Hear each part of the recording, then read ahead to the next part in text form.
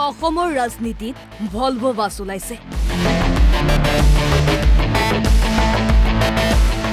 অসমৰ ৰাজনীতিৰ Volvo bus কোন?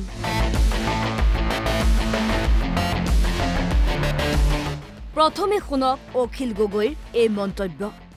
মোৰ ক্ষেত্ৰত নীতিটোৱে হ'ল man can be destroyed, never be defeated. মানুহক শেষ কৰি দিব পাৰিব, জেলত দিব পাৰিব, গুলিয়াই দিব পাৰিব, মাৰিব পাৰিব, কিন্তু কেতিয়াও পৰাজিত কৰিব নোৱাৰে।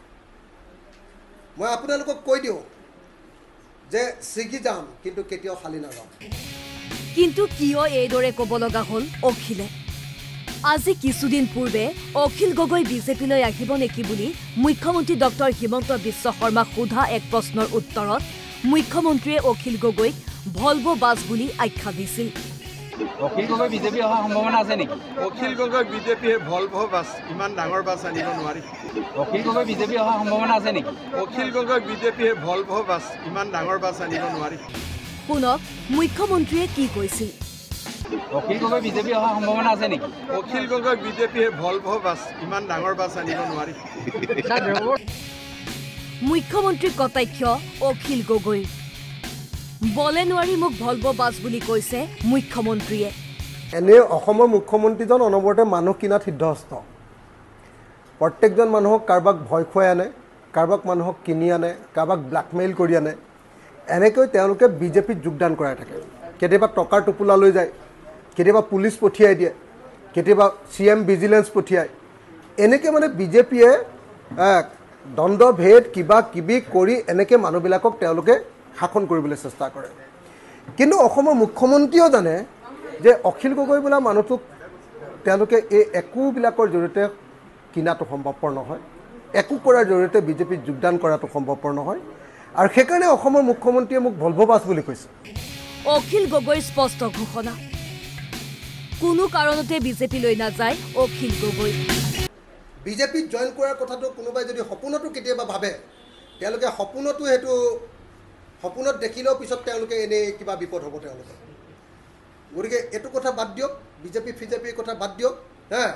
একদম স্পষ্ট কথা যে যেতিয়ালৈকে বিজেপিক পৰাভূত কৰিব নোৱাৰিম, যেতিয়ালৈকে বিজেপি ভাৰতৰ ৰাজনীতিৰ পৰা বিদায় দিব নোৱাৰিম, তেতিয়ালৈকে ভাৰতৰ গণতন্ত্ৰ কেতিয়াও সুৰক্ষিত নহয়। আৰু ভাৰতৰ গণতন্ত্ৰ সুৰক্ষিত কৰিবৰ কাৰণে আমি বিজেপিক বিদায় দিবই লাগিব। News desk report NB news. অসমৰ ৰাজনীতিত ভলভো বাছ ওলাইছে। অসমৰ ৰাজনীতিৰ ভলভো বাছ কোন?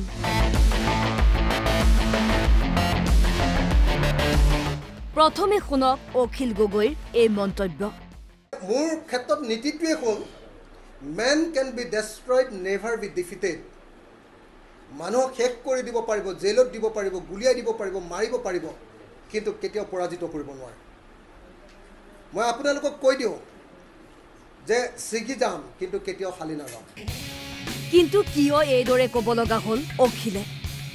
আজি কিছুদিন পূৰ্বে অখিল গগৈ বিজেপিলৈ আহিব নেকি বুলি মুখ্যমন্ত্ৰী ডক্টৰ হিমন্ত বিশ্ব শৰ্মাক সোধা এক প্ৰশ্নৰ উত্তৰত মুখ্যমন্ত্ৰীয়ে অখিল গগৈক ভলভো বাছ বুলি আখ্যা দিছিল।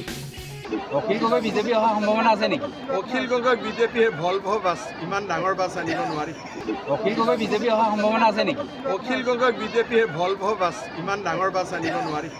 শুনক মুখ্যমন্ত্ৰীয়ে কি কৈছিল। অখিল গগৈ বিজেপি অহাৰ সম্ভাৱনা আছে নেকি? অখিল গগৈ বিজেপিয়ে ভলভো বাছ ইমান ডাঙৰ বাছ আনিব নোৱাৰি। মুখ্যমন্ত্ৰীৰ কটাক্ষ অখিল গগৈ। বলে নোৱাৰি মোক ভলভো বাছ বুলি কৈছে মুখ্যমন্ত্ৰীয়ে। এনে অসমৰ মুখ্যমন্ত্ৰীজন অনবৰতে মানুহ কিনাত সিদ্ধহস্ত।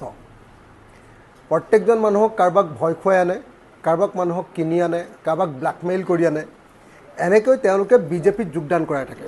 কেতিয়াবা টকাৰ টোপোলা লৈ যায়, কেতিয়াবা পুলিচ পঠিয়াই দিয়ে, কেতিয়াবা CM ভিজিলেন্স পঠিয়ায়। এনেকৈ মানে বিজেপিয়ে দ্বন্দ্ব ভেদ কিবা কিবি কৰি এনেকৈ মানুহবিলাকক তেওঁলোকে শাসন কৰিবলৈ চেষ্টা কৰে। কিন্তু অসমৰ মুখ্যমন্ত্ৰীও জানে যে অখিল গগৈ বোলা মানুহটোক তেওঁলোকে এই একোবিলাকৰ জৰিয়তে কিনাটো সম্ভৱপৰ নহয়, একো কৰাৰ জৰিয়তে বিজেপিত যোগদান কৰাটো সম্ভৱপৰ নহয়। আৰু সেইকাৰণে অসমৰ মুখ্যমন্ত্ৰীয়ে মোক ভলভো বাছ বুলি কৈছে। অখিল গগৈৰ স্পষ্ট ঘোষণা, কোনো কাৰণতে বিজেপিলৈ নাযায় অখিল গগৈ।